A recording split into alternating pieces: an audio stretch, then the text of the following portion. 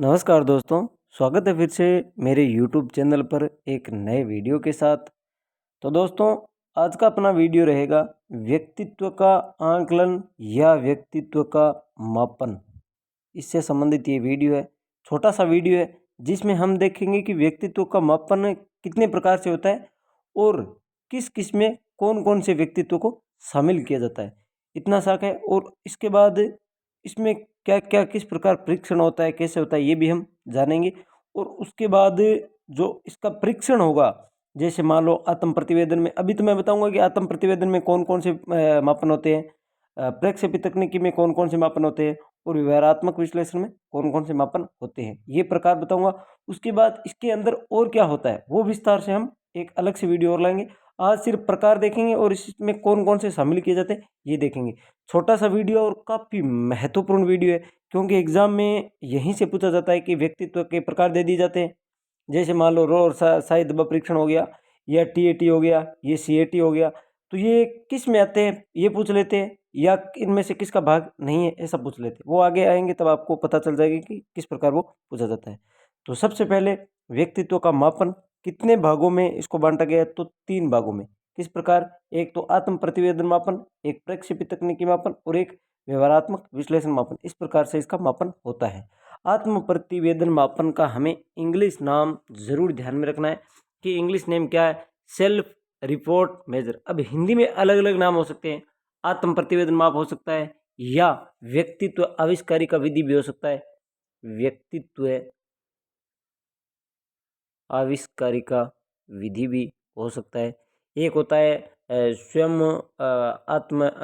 प्रतिवेदक मापन, ये भी हो सकता है, लेकिन इंग्लिश वर्ड यही रहेगा इसका, self report major.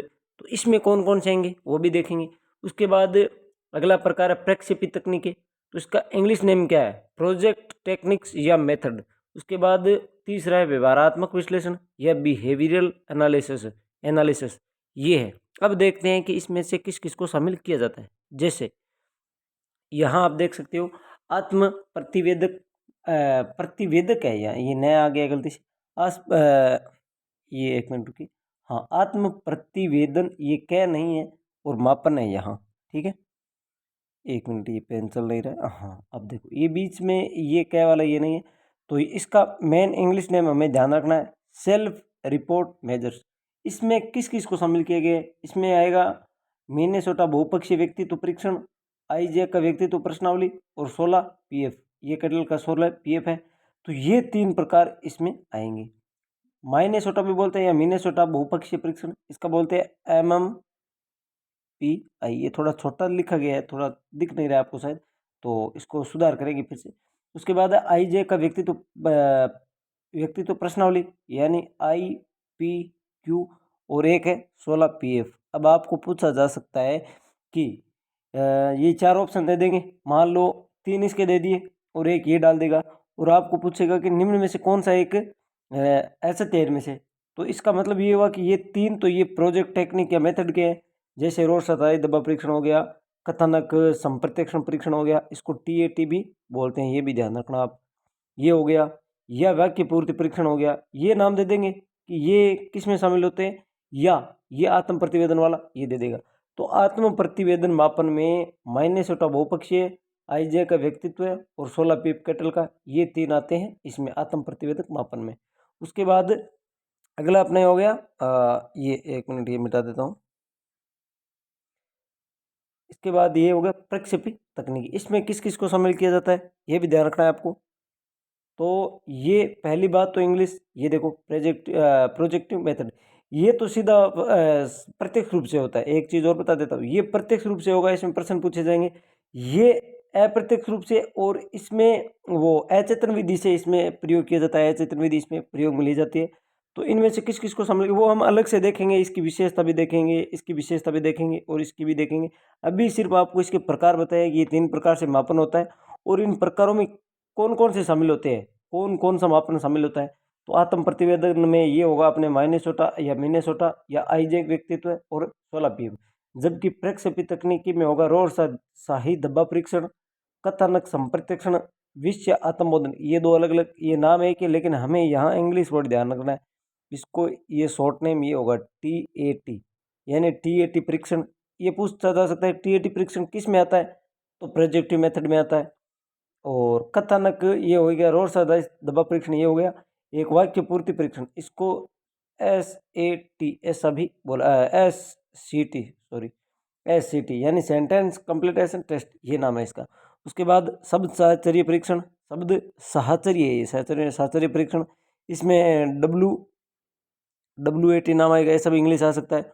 Word association test, उसके बाद चित्रगत कुंठा परीक्षण ये भी आ सकता है, और बालक का अंतर्बोध परीक्षण यानी CAT। ये किस में शामिल है सभी, यानी TAT, CAT, SCT, WAT और रोड सशाई दबाव परीक्षण, ये सभी आते हैं प्रोजेक्टिव मेथड में। उसके बाद अंतिम आता है हमारा बिहेवियरल एनालिसिस, ये व्यवहारात्मक विश्लेषण। तो इसमें आएंगे साक्षात्कार परीक्षण यानी ऑब्जर्वेशन, स्थिति परीक्षण यानी सिचुएशनल टेस्ट, निर्धारण यानी रेटिंग, और नाम निर्देशन यानी नॉमिनेशन। ये जो व्यक्तित्व मापन आते हैं वो आते हैं व्यवहारात्मक विश्लेषण में। तो ये एक प्रकार का ढांचा है कि किस में किसको शामिल किया गया है। तो ये छोटा सा वीडियो है अपना, जिसमें हमें इसके बारे में ये पता चल जाए कि कौन सा किस में शामिल किया गया, यानी कौन सा प्रकार किस में शामिल है। आत्म प्रतिवेदक मापन हो गया।